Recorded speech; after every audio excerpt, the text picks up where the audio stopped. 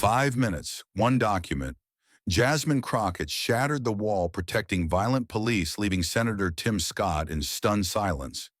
What followed ripped through Congress and the country alike. Was this the moment one woman shook the foundation of American justice? Stay with us.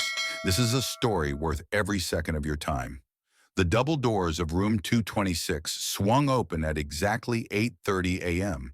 This wasn't just another hearing, it carried the weight of years. Reporters slipped in quietly, clutching their notes. Staffers whispered as they settled. The marble walls felt colder, and the seal of Congress above the chairman's bench loomed like a warning. This wasn't politics as usual. This was Judgment Day. Cameras from every major network, C-SPAN, CNN, Fox, MSNBC, blinked red. Everyone was watching. The country wasn't just tuned in, it was holding its breath. Chairman Holt leaned toward his mic. His voice was steady, but there was an edge beneath it. This is the final hearing on the George Floyd Justice in Policing Act before it goes to the full House. A ripple spread through the room. Even those expecting it still felt the weight. 3 years of debate delays and watered-down drafts had led to this. A vote was near, and it would decide how America policed its people for generations. At one end sat Jasmine Crockett, composed but tense. Her hands clasped tight, knuckles pale. She didn't need to look up to know eyes were on her. They always watched but seldom listened. Across from her sat Senator Tim Scott, adjusting the gold pin on his lapel. His face was calm, but his eyes gave him away. He was ready to push back. They weren't just lawmakers. They were symbols, two sides of a fight splitting the nation. Jasmine wore a plain dark blazer, no jewelry except a silver ring engraved J.A. for her cousin, Jamal Anderson, shot by police at a traffic stop. They claimed he had a weapon. He was 17. She never forgot. She never forgave. Tim Scott looked sharp in his Navy suit papers, stacked neatly. He wasn't here to dismiss pain, but he believed change must be slow, careful, preserving what he saw as order. Jasmine saw no order, only a system that chose silence over justice. The chairman spoke again. Each of you will have 5 minutes for your opening statements. Jasmine drew a long, steady breath. 5 minutes, that was all she had to speak for the names on protest signs, for parents left without answers, for kids who learned too young what it meant to be feared, watched, punished. She wasn't here to play it safe. She was here to say what no one else would. Tim Scott leaned forward, pen ready. He expected a debate. Jasmine wasn't here for debate. She was here for reckoning. She didn't move. She didn't flinch. But inside, Jasmine could feel the weight of the moment coiling tighter, like a spring wound to the edge. The chairman had barely finished his sentence when Tim Scott leaned forward, pressed the button on his mic, and began to speak not with anger, but with control. The kind of control honed through years in halls like this. The kind that sounded calm even when it was about to dismiss someone else's reality. Thank you, Mr. Chairman, he began. Let me start by saying what many of us already know: the overwhelming majority of police officers in this country, 99%, wake up every day to serve and protect. They don't wake up looking to harm anyone. There it was, the number. 99%, clean, reassuring, sanitized. Jasmine's jaw tensed, but she didn't interrupt. Not yet. Tim's voice was steady, measured, deliberate. Do we have problems? Yes. Do we have work to do? Absolutely. But let's not throw gasoline on the fire by tearing down the very institutions that keep our neighborhoods safe. We don't need to defund the police. We need to fund better training, better tools, better oversight. He paused for effect, scanning the room. We don't fix the system by dismantling it. We fix it by investing in it. Because reform, real reform, means supporting those who put on the badge and take the risk every single day. Applause didn't break out, but a few nods moved down the Republican bench. To them it sounded reasonable, rational, balanced. But to Jasmine it sounded like denial wrapped in a velvet ribbon. Because behind that 1% he mentioned so casually lay graves, dozens of them, hundreds, thousands. Some never even got names. The room was still digesting his words when Jasmine shifted. It was subtle, just a lean of breath, but it hit like a shift in air pressure before a storm. No one told her to speak. She didn't ask. She stood, not slowly, not theatrically. She rose the way someone does when they've waited too long to sit still. Her chair scraped back against the marble floor with a sharp, unfiltered sound that cut through the silence like a blade. All eyes turned to her, not out of curiosity but instinct. Something had changed. Something was about to be said that no one could ignore. She stepped forward, her voice low, but clear enough to carve through stone. 1%, she repeated, not as a question, but as a warning. 1% of officers with the power to kill an innocent person without consequence means the other 99% lose all meaning.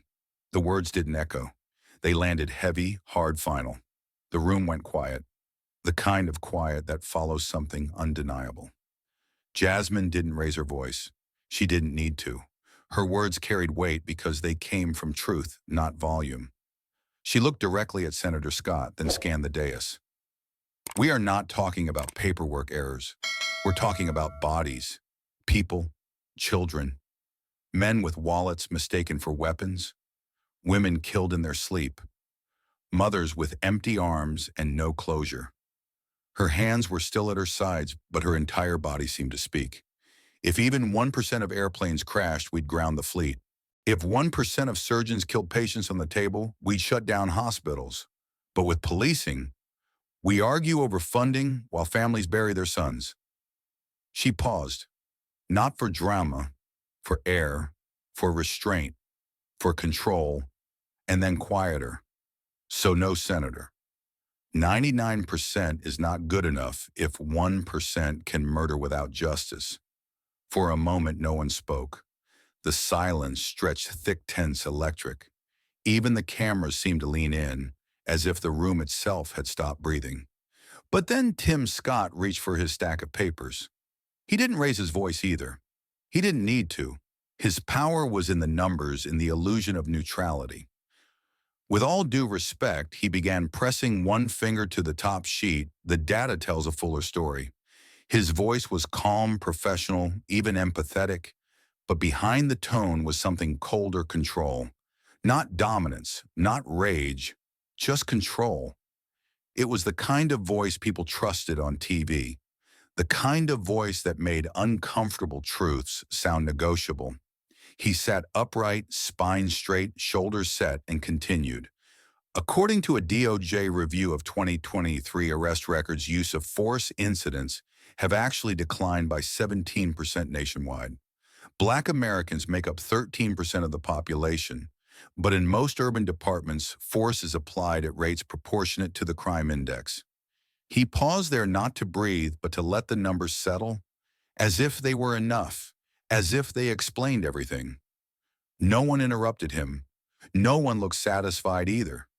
The room had grown colder somehow, brighter, as if the facts themselves had drained the human weight out of the air. Jasmine didn't blink. She didn't look away, but something behind her eyes tightened, a flash of disbelief so sharp it could cut steel. Tim didn't flinch. He went on, flipping to the next page like a teacher reviewing a lesson. These are facts, not feelings. We have to be careful not to confuse injustice with anecdote. The words fell with soft edges but heavy intent. They were meant to sound wise, measured, mature.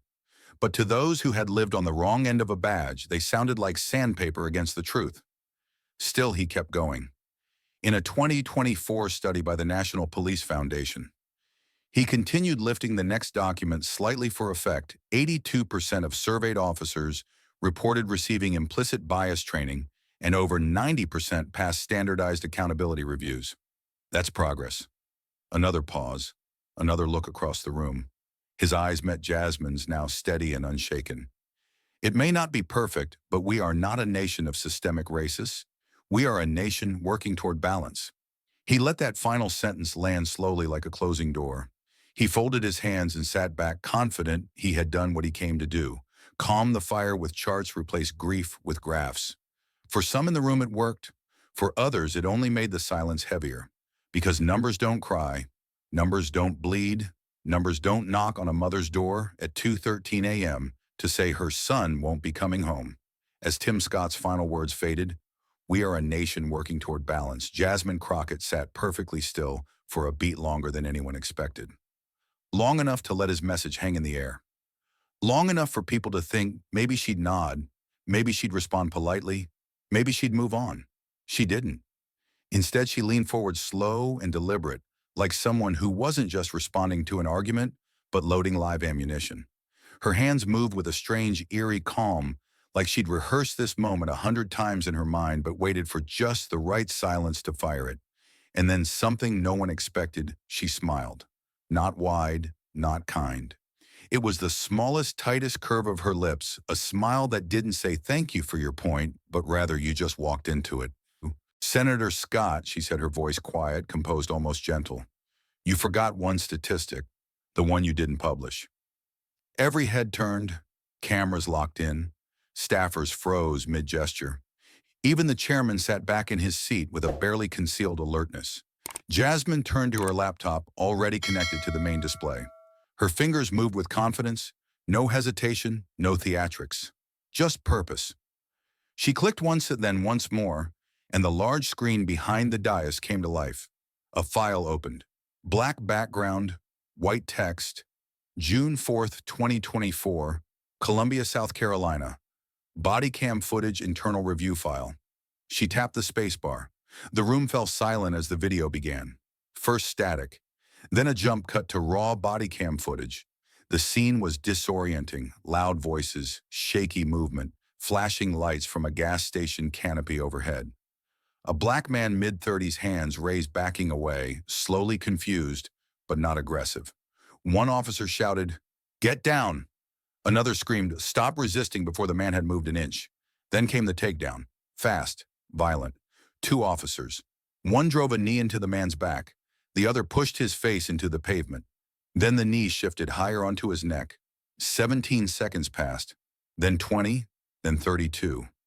His breathing became erratic. His voice cracked, panicked, strained, calling for air. "I can't," and then nothing. His body stopped moving. His eyes were open but lifeless. And the footage kept going. The officers stood, walked away, no CPR, no panic. Just silence. The room cracked.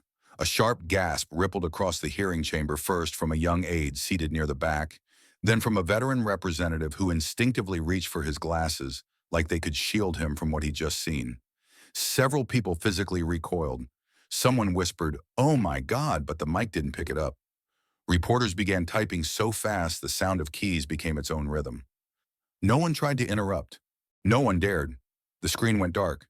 Jasmine turned back toward the room, but her focus was laser-locked on one person, Tim Scott. Her voice was clear now, controlled, but beneath it was something harder, sharper, pain that had been ground into steel. "That was Marcus Lane," she said calmly. 36 years old, father of two, wrong place, no weapon, no charges. She let it sink in. A few people instinctively glanced down at their notes as if afraid to meet her eyes. Others couldn't look away. And no statement from your office, not even after we sent the footage directly to your staff. She didn't raise her voice. She didn't need to. Every syllable hit like a hammer wrapped in velvet. Her hands were still, her posture steady, her presence unshakable. "You want to talk data," she said, her voice narrowing like a scalpel. "That was your district. That was your silence." And just like that, the entire dynamic shifted. The statistics were gone. The talking points were dust. Now there was only the truth, raw on tape and undeniable. The room was still spinning from the footage when Jasmine inhaled slow, deliberate, like someone forcing herself to keep breathing in a space that had stolen air from her lungs more than once. The silence hadn't broken. The cameras were still blinking. Phones were still buzzing in coat pockets. But Jasmine's voice returned, not louder, not faster, just heavier, weighted, controlled like the steady pull of gravity before something drops. And this time she didn't point to the screen. She pointed to her own past. "You want to talk about patterns?" she asked, her voice low, but unmistakably sharp. She wasn't raising a question. She was drawing a line. "Then let me give you one that doesn't come from a spreadsheet." Her eyes didn't scan the room. She focused straight ahead, as if the story was too real to risk diffusing it across too many faces. She pressed her fingertips against the table, grounding herself, steadying the memory before releasing it. My uncle, his name was Terrence Crockett, was walking home from his second shift at the mill when two officers pulled up and demanded to see his ID. Her voice didn't waver, but something behind it did, like a bruise being touched again for the first time in years. He asked one question. Just one. She raised her hand palm out, slow and calm, like she was replaying it, frame by frame. "What did I do wrong?" That's all he said. A beat passed. No one moved. No one could. Some looked down instinctively, sensing what was coming next, but not knowing how to brace for it. And for that, she continued. They slammed his head into the hood of the cruiser, broke 3 ribs, ruptured a disc in his spine.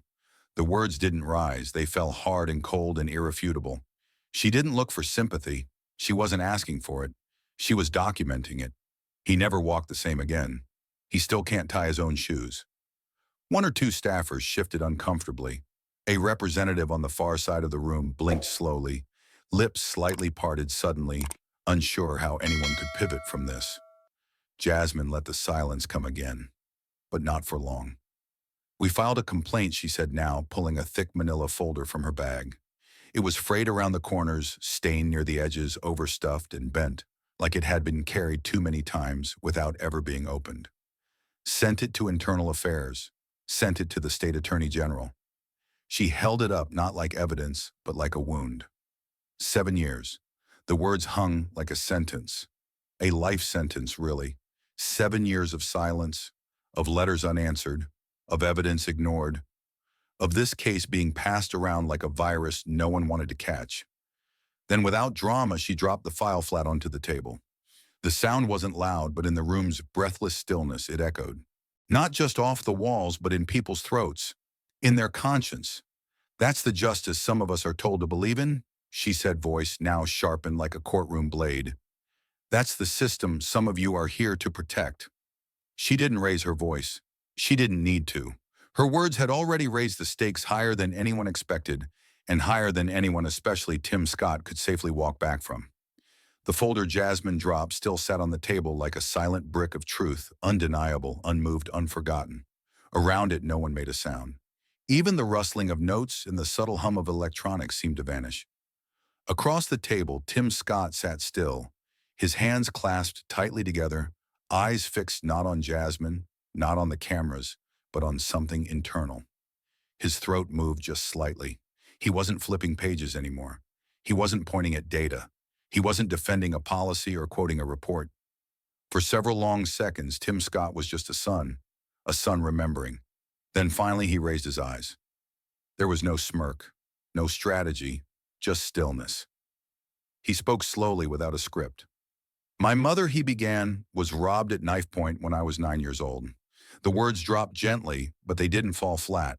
They shifted the room in a different way, not with fire, but with something more unexpected: vulnerability. He looked at no one in particular, as if the story lived outside the walls of the hearing room, somewhere back in time, somewhere it never stopped playing. It was just before Christmas, he continued, the corner of his mouth tightening with memory. She was working the closing shift at the diner, walking to the bus stop when a man grabbed her from behind and pressed a knife to her neck.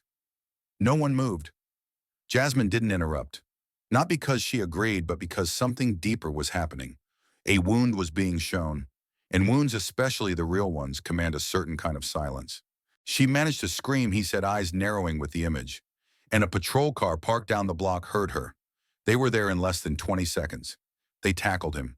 They got the knife away. She came home that night, shaking, crying, but alive. His voice didn't tremble, but it wasn't smooth either. It was a voice that carried dust, time, reality. He let the silence return, not for dramatic effect, but because it was necessary. The weight of the memory demanded space. And when he finally spoke again, it was with a kind of plain-spoken truth that made even the cameras seem to back off. And for me, the badge meant safety. It meant someone would come when you screamed. That was it. No argument, no denial, no erasure of Jasmine's pain. Just another truth laid bare. But that single sentence, it meant someone would come when you screamed, sat in the air like a dividing line between two Americas. One where protection arrived in 20 seconds, and another where 7 years of paperwork still hadn't brought a single response. He hadn't raised his voice. He hadn't challenged her facts. But in those quiet, unwavering words, Tim Scott exposed the sharpest difference of all: not belief, not ideology, but experience. And that difference was enough to shake the room all over again. The room had barely begun to recover from the quiet war of memories between Jasmine and Tim when it happened, sudden, sharp, and completely tone-deaf. A conservative congressman seated near the edge of the dais shifted in his chair and leaned forward toward his mic. His name wasn't important, but his smirk was. He adjusted his cuff as if preparing for a press conference, not a reckoning. He had been quiet through most of the hearing, arms folded occasionally, sighing, clearly irritated by the emotional weight in the room. But now he had decided it had gone too far. Or maybe from where he sat, it had never meant anything at all. And so, with the careless confidence of someone who'd never been followed by a patrol car, without reason, he said it. "If you're not happy with the police," he said flatly, "you're free to move somewhere else." The words didn't just break the silence, they violated it, like a car alarm going off in a church. The effect was instant. Several heads snapped toward him. A staffer near the media box instinctively let out a quiet "what" under her breath. One of the younger aides closed his laptop a little too hard, trying not to react visibly. The temperature in the room dropped 10 degrees. Jasmine didn't respond immediately. She didn't need to. The insult didn't surprise her, it never did.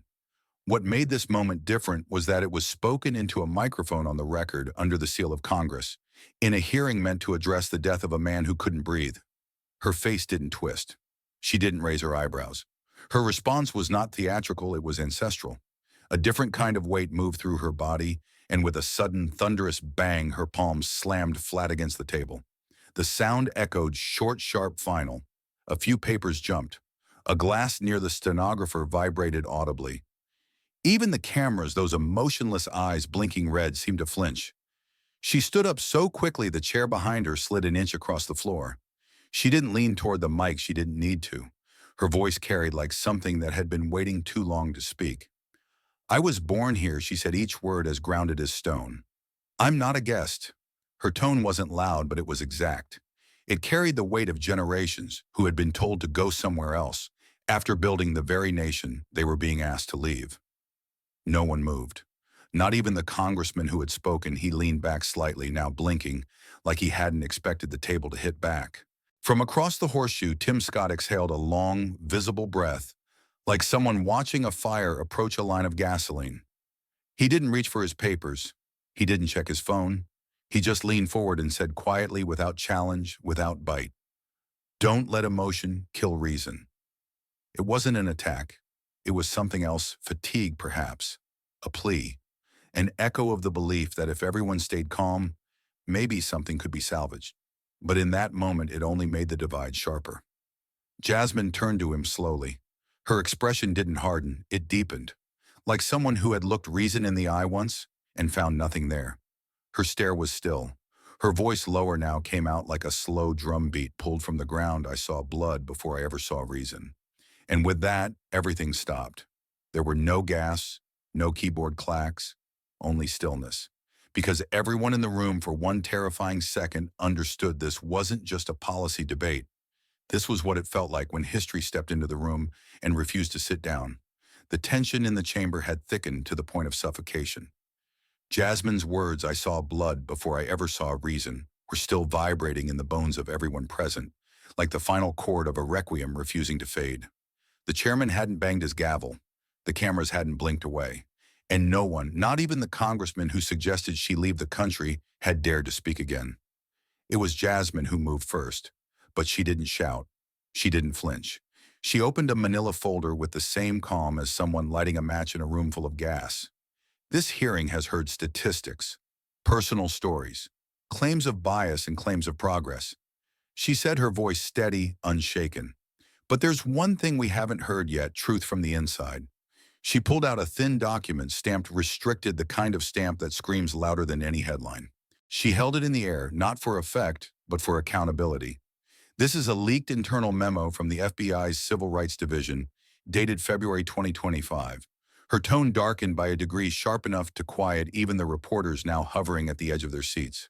It outlines that 27% of police departments surveyed admitted to having an informal, unwritten policy of not pursuing internal investigations into racial violence by officers, especially when the victims are Black or Latino. Gasps erupted, some muffled, some sharp. The chairman leaned forward as if uncertain whether to intervene or take notes. Staffers froze mid-gesture. One aide dropped his pen. Jasmine placed the report on the witness table, then turned to the screen behind her. The red lights of the media cameras blinked in perfect rhythm, as if keeping time with the unraveling of a system no longer able to hide. She clicked once. The screen behind her illuminated with the memo's header, Confidential FBI Field Report Internal Compliance and Ethics Trends in Urban Police Agencies. Below that, paragraph after paragraph of sobering language appeared. Retaliation for reporting racial bias appears not only tolerated, but structurally enabled in nearly one-third of departments surveyed. Jasmine didn't need to explain it. The document spoke for itself. "We talk about bad apples," she said now, facing the room again. "But what do you call it when the orchard is designed to bury the roots?" Tim Scott leaned forward, his face unreadable, jaw clenched. For the first time, he looked like someone trying to choose his words as carefully as someone crossing a frozen lake. "That document," he said slowly, "is deeply concerning, but it represents behavior, individual behavior, not policy, not intent. These are isolated cases, not systemic doctrine. We can't conflate isolated misconduct with the entire institution. That would be unjust to the many departments doing it right." The response sounded reasonable, at least on paper. It was calm, measured, like a lifeline tossed into a storm. But Jasmine didn't reach for it. She took a breath not to calm down, but to steady the truth in her chest. "Isolated," she repeated softly, then turned back to her laptop. Click. A new slide filled the screen. 5 states, 15 incidents, identical outcomes: California, Texas, Georgia, Illinois, Pennsylvania. Each listed with the date of the complaint, the name of the victim, the department involved, and a chillingly identical final note. No internal investigation pursued. Case closed with no officer reprimanded. Victim cited for noncompliance. Click. Now the screen showed faces, photos of the victims. Some were mugshots, others were social media pictures cropped from birthday cakes and graduations. Young men, older women, one boy who looked no older than 12. All Black, all filed reports. None received justice. Jasmine stepped aside, letting the screen speak in silence for a moment longer. "I didn't make this list up," she said finally. "These are from DOJ records and civil lawsuits that never made it past discovery because the officers in question were shielded by qualified immunity or worse, internal silence." She turned back to Scott, her eyes unwavering. "Tell me, is it still isolated when 5 separate states under 5 different governors show the same pattern? Same phrasing, same buried reports." Scott didn't speak immediately. He didn't have to. The room said it for him. The pattern wasn't hidden anymore. It was on display. It had names, dates, faces. Jasmine's voice dropped, not in volume, but in weight.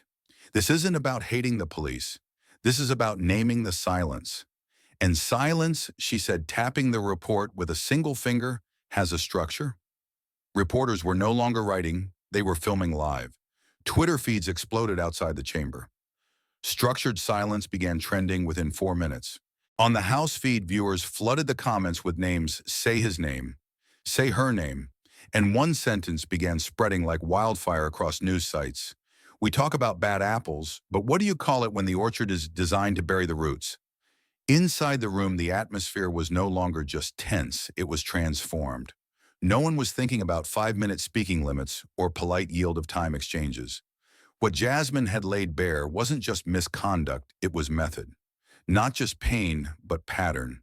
And in that moment, the hearing had crossed a line it couldn't walk back from. And yet, even as the hearing room stood tense and still, the real eruption wasn't happening inside those walls, it was happening outside them. Jasmine Crockett's final words had barely faded before the first clips began circulating. 30-second video snippets cut from the live broadcast and uploaded to social media with captions that bled emotion. "I saw blood before I ever saw reason. I was born here. I'm not a guest."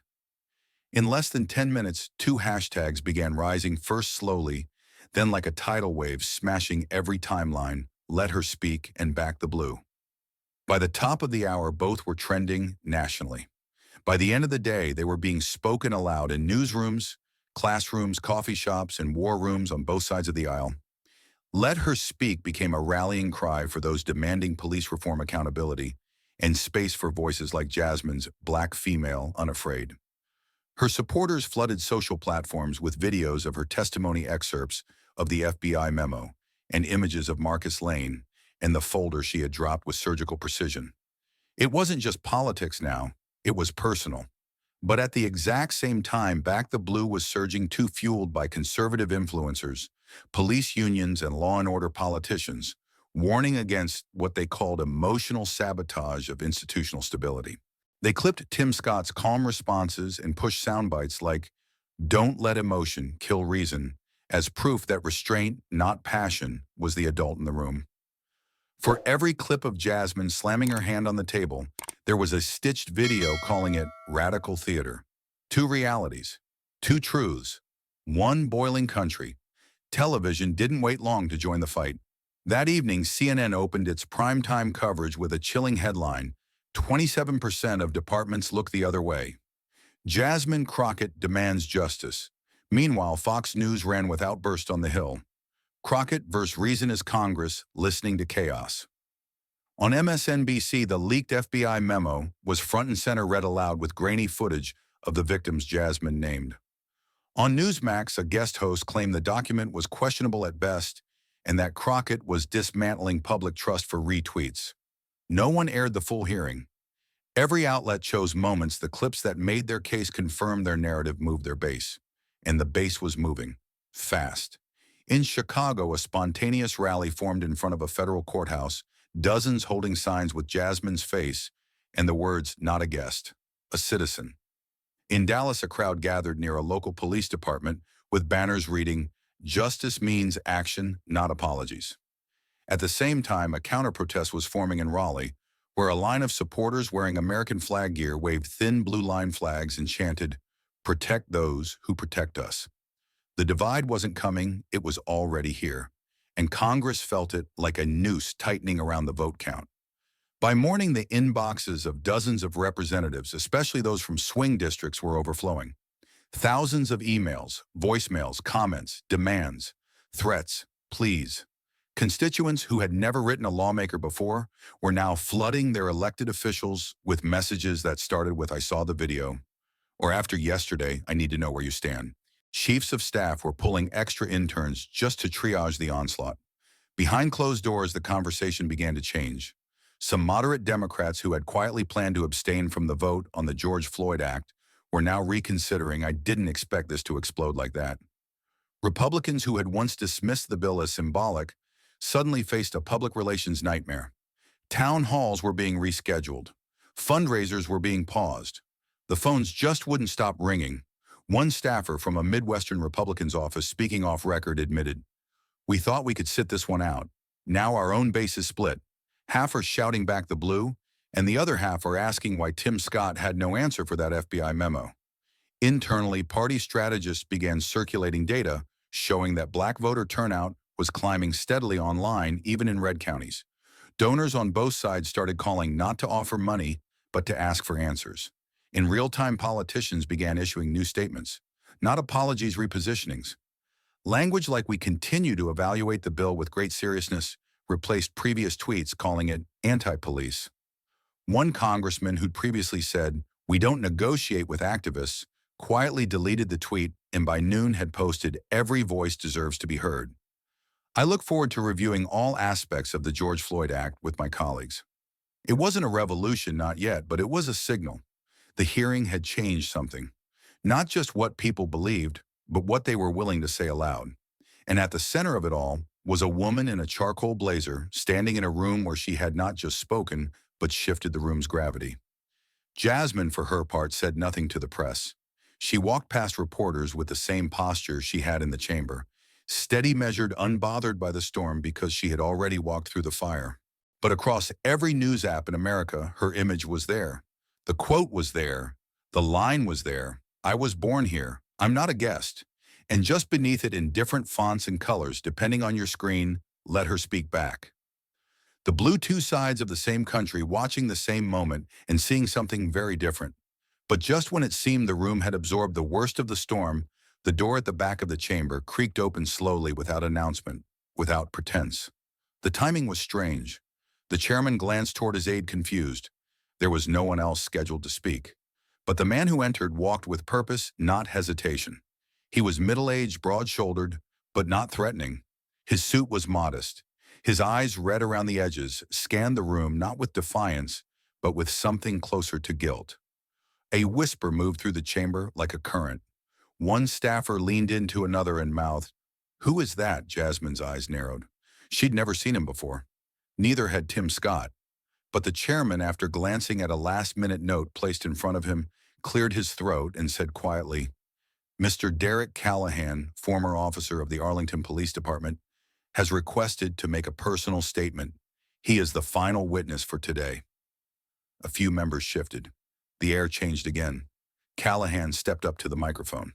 He didn't have papers, no binder, just shaking hands and a face that looked like it hadn't slept in weeks. He took a deep breath, let it out slow, and then began, not like someone delivering testimony, but like someone trying to drag a truth out of his own chest before it choked him.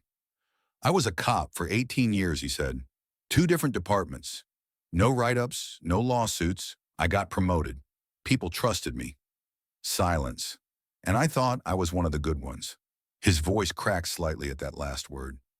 "I told myself that every day, even when I looked away from things. Even when I laughed at the jokes other guys made in the locker room. Even when I let a black teenager cry in the backseat of my cruiser because I followed protocol. No one moved. I want to tell you something I was never supposed to say out loud."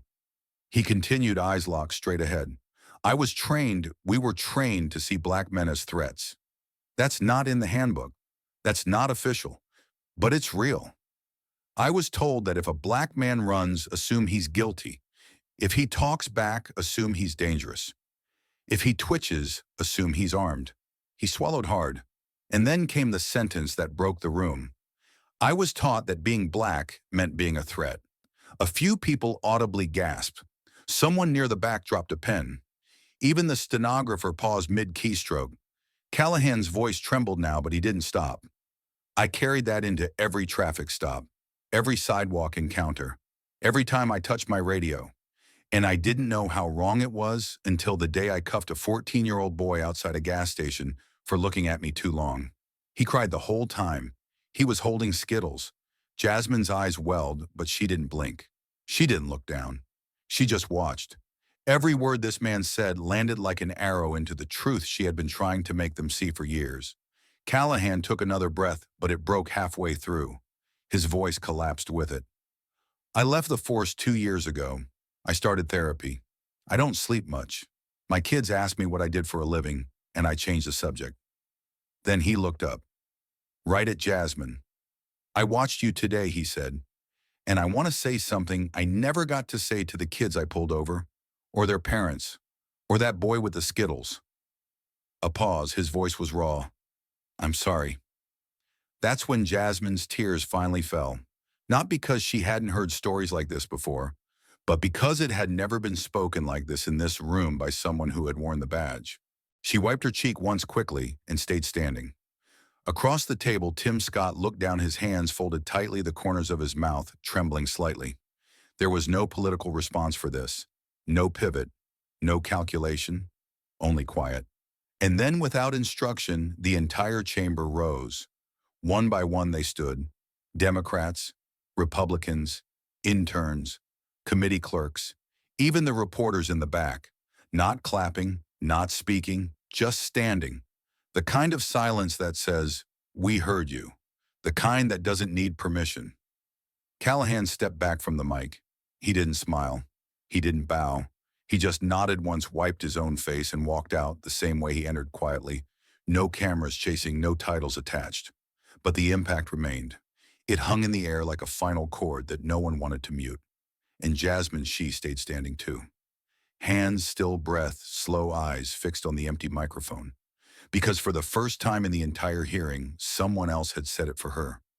The silence after the former officer's confession lingered long after he left the room. Even as people slowly sat down, the gravity didn't dissipate. It thickened, settled into the bones of everyone present. Jasmine remained standing for a moment longer, breathing in slow, measured beats as if giving the room one last second to process what had just happened. Then quietly she sat. Across the table, Tim Scott did the same. He didn't speak right away. Neither did she. For once, the stillness between them didn't feel like a battlefield. It felt like something else, something closer to recognition. Not agreement, but acknowledgement.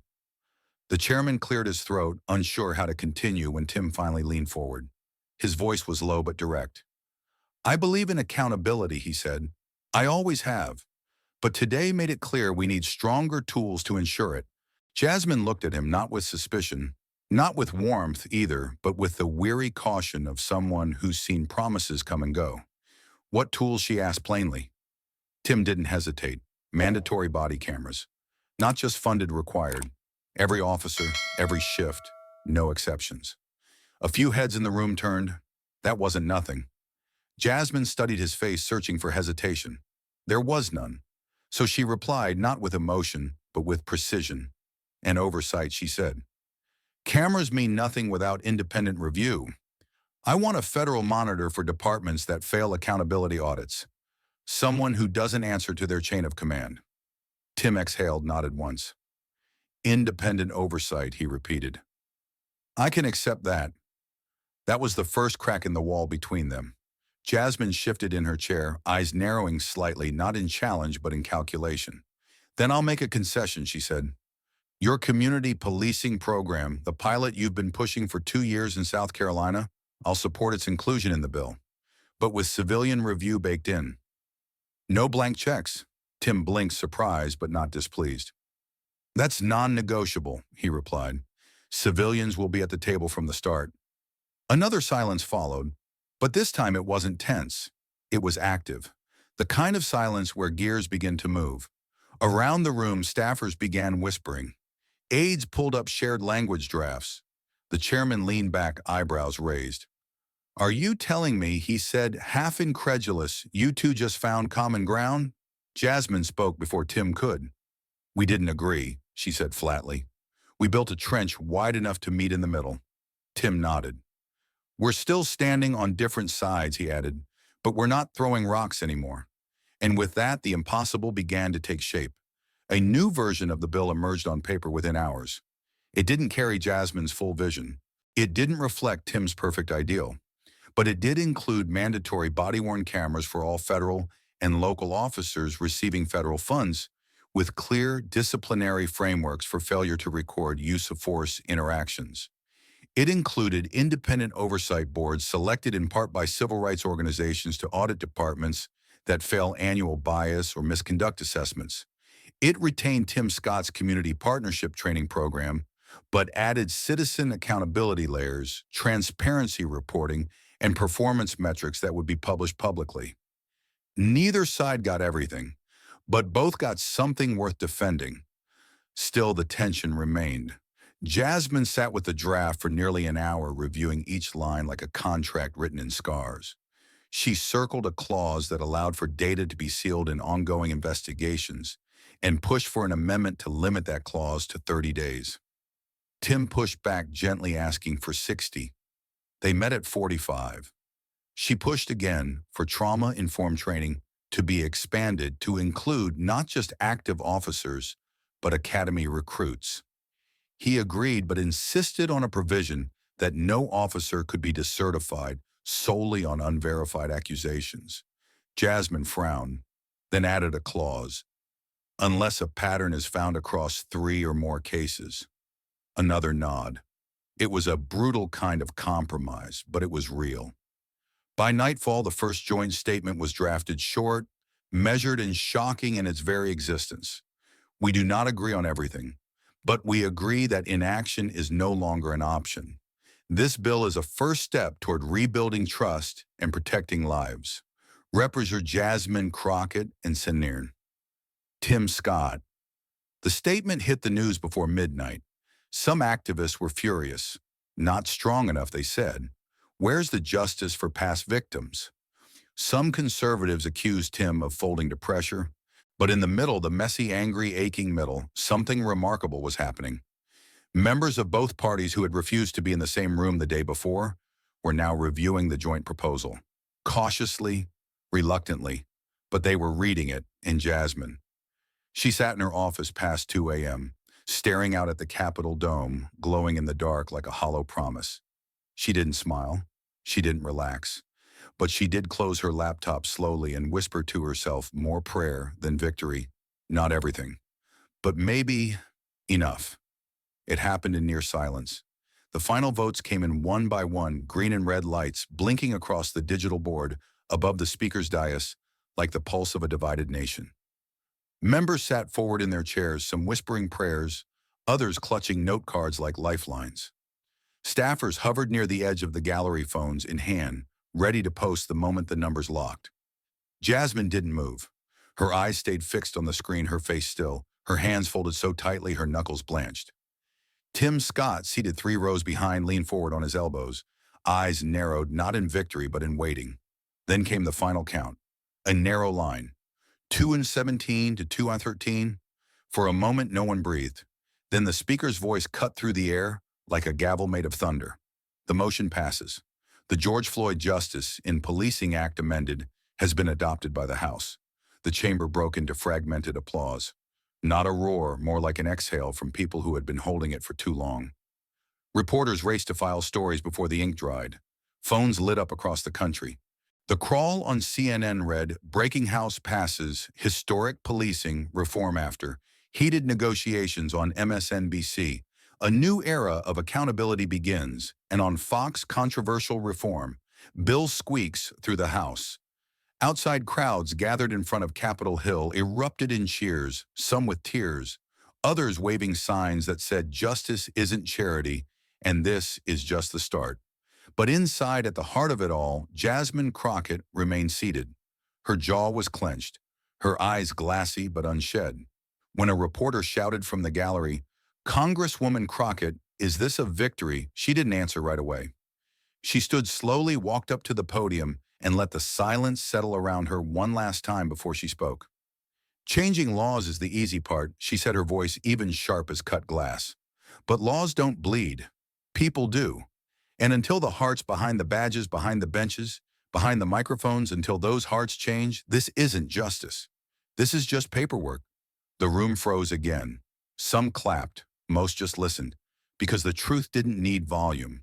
It just needed someone willing to say it without blinking. "Don't call this the end of a chapter," she continued. "Call it the start of a harder one." Then she stepped back. No smile, no handshake. Just truth dropped like a gavel of her own. Across the room, Tim Scott rose too. He didn't head for the cameras. He didn't make a statement. He simply gathered his binder, adjusted his lapel, and started walking toward the exit. No entourage, no pageantry. But his steps were slow, measured. The kind of walk of a man who knows he helped build something, only to realize it's nowhere near finished. As he passed the empty front bench where Callahan had stood, he glanced once at the chair, then quickly looked away. Jasmine didn't follow him with her eyes. She didn't need to. She knew where he stood. She knew he'd carry this day on his shoulders for longer than any news cycle.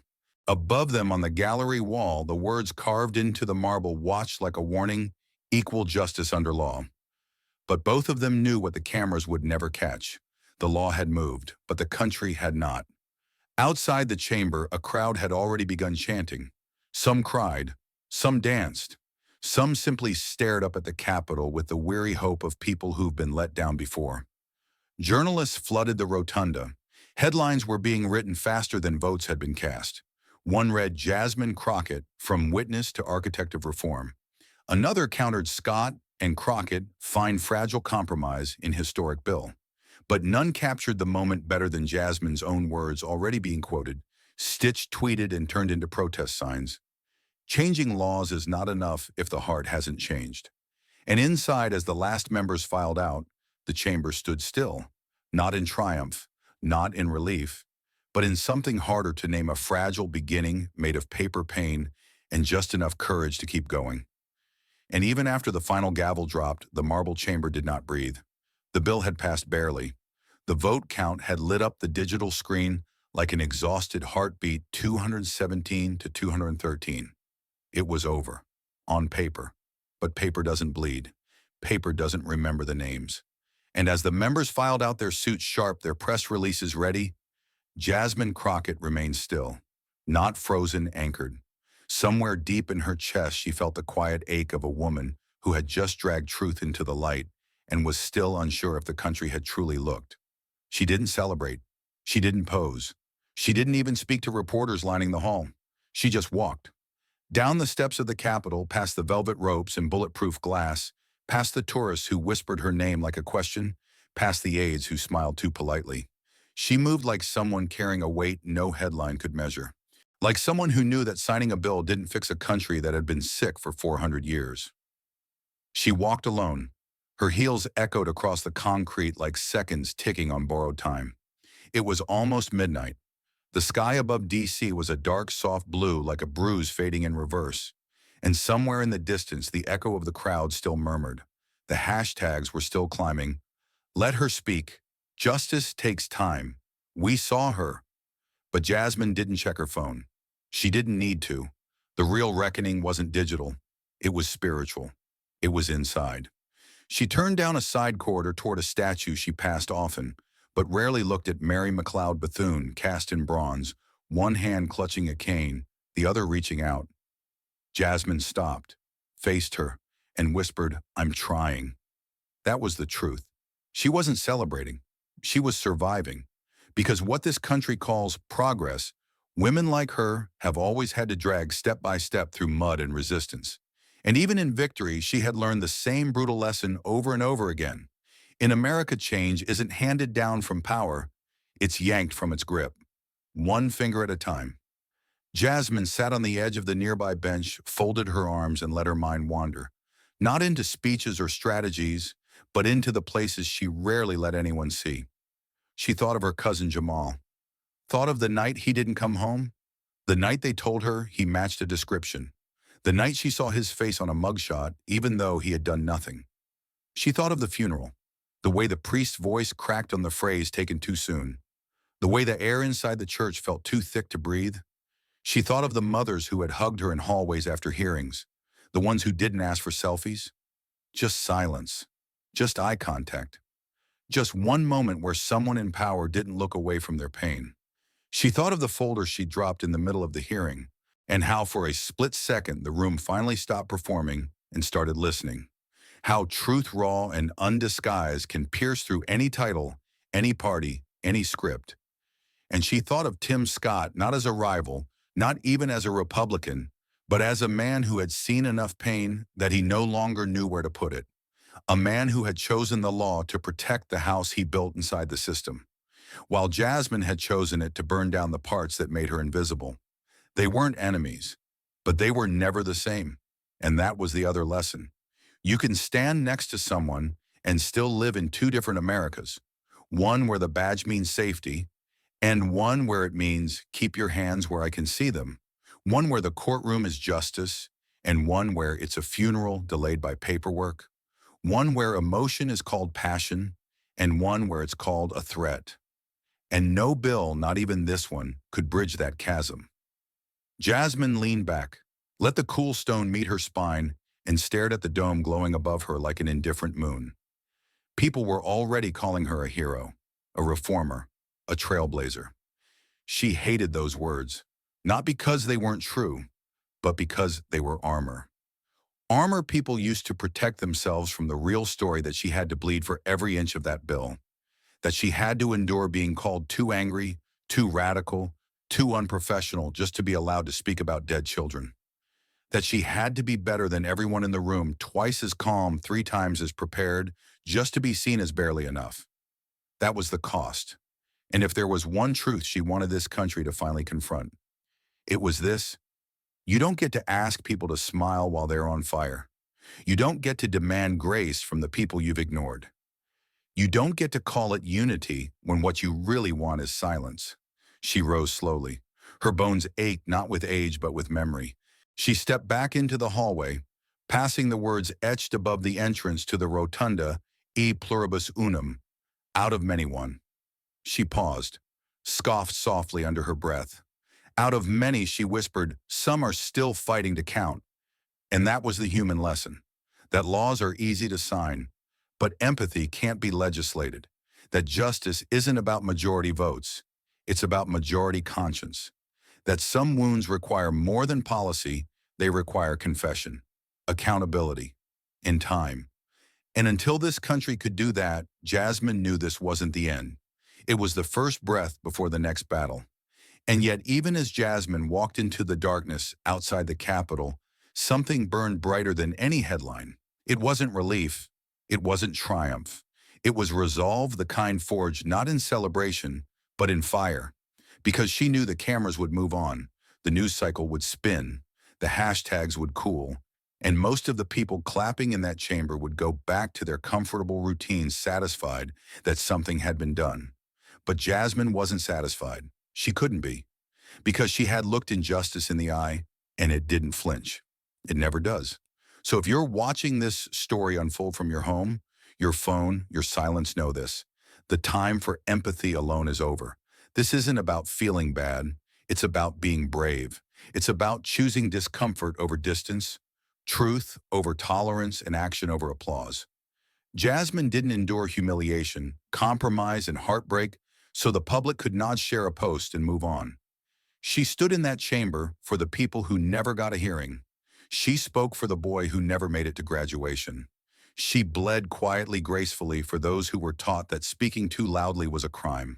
And now it's your turn, not to admire her, not to quote her, but to become a part of what she started.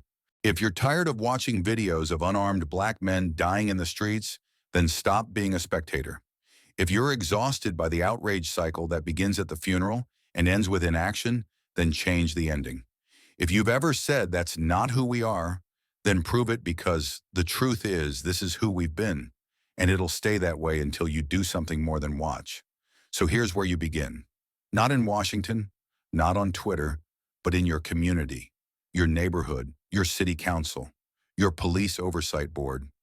Find out who makes the policies, where you live, and don't stop until those policies reflect the dignity of every life. Write your representatives. Sit in the hearings no one live streams. Don't wait for the next tragedy to learn the name of your police chief. Call your school board. Ask what they're teaching your children about justice, about history, about humanity. Because change isn't made in applause, it's made in pressure. And yes, it's uncomfortable. Yes, it's messy. Yes, it means losing friends, making enemies, and standing alone sometimes. But Jasmine Crockett stood alone. She was mocked, undermined, sidelined, and still she showed up. Still she spoke. Still she wrote legislation with the same hands that once clenched at the news of her cousin's death. So what's your excuse? You don't need to be a lawmaker. You don't need to have a platform. You just need to decide that your silence isn't worth more than someone else's life. You just need to stop waiting for someone else to do it. Because the law didn't change by itself. It didn't bend out of mercy. It bent because someone pushed. Jasmine pushed. And now it's your turn to carry it forward, because laws without hearts are useless, and hearts without courage are dangerous. So start with your heart. Unlearn what you've been told. Challenge the jokes you once laughed at. Interrupt the conversations where injustice hides behind politeness. Be louder than the systems that depend on your silence. Refuse to look away. Refuse to normalize the abnormal. Refuse to be numb. And if you're a teacher, teach truth even when it shakes the room. If you're a parent, raise your children to see color, not ignore it. If you're a police officer, listen harder, train better, and speak out even if your badge tells you not to. If you're white, understand that allyship is not applause, it's action. If you're black, understand that your rage is not only valid, it's necessary. This country was not changed by civility. It was changed by confrontation. So confront. Because silence is the oldest weapon of oppression. And every time you stay silent, the system wins again. So break the silence. Break it in boardrooms and classrooms, at dinner tables and city halls. Break it until truth is louder than comfort, until justice is louder than excuses. Because history never remembers the ones who sat still. It remembers the marchers with blistered feet, the parents who said enough, the young people who refused to inherit a broken system without a fight. It remembers the fire that burned through fear and lit a path others could follow. So be fire. Burn through indifference. Burn through apathy. Burn through the easy lie that says it's not my problem. It is your problem. It has always been your problem. And if it does not touch you today, it will touch the ones you love tomorrow. Ask yourself, what will they say about you? That you looked away, that you shrugged, that you whispered when you should have shouted, or that you stood where it was, hardest spoke, when it was riskiest and acted when it mattered most. Because change is not polite. Change is not comfortable. Change is not waiting for permission. Change is confrontation. And confrontation is the proof that you are alive, that you see, that you refuse to accept the unacceptable. If you are tired, rest, but don't quit. If you are scared, speak anyway. If you are doubted, let their doubt fuel your resolve. If they tell you it can't be done, remember that every freedom you enjoy today was once called impossible. So rise. Rise in your schools, your neighborhoods, your churches, your unions, your precincts, your courts. Rise until justice is not the exception, but the rule. Rise until no child has to fear the siren, until no mother has to bury her son with unanswered questions, until no father has to teach his daughter how to survive a traffic stop. Because laws will change again, and they will change only if you push.